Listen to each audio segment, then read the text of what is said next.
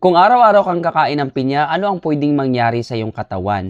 Una, ang pinya ay mayaman sa bromoenzyme, isang powerful enzyme na maaari nitong gawing mas mabisa ang ating digestive system para makapagbawas tayo ng maayos. At nakakatulong ito para iwasan ang pagkasunog ng bituka. In addition, ang pinya ay isang mahusay na mapagkukunan ng vitamin C at vitamin E, kaparehong powerful antioxidants. Ang antioxidants na to ay nakakatulong para protektahan laban sa pinsala ng free radicals. Binuboost nito ang immune system at pinapalakas ang resistensya ng katawan.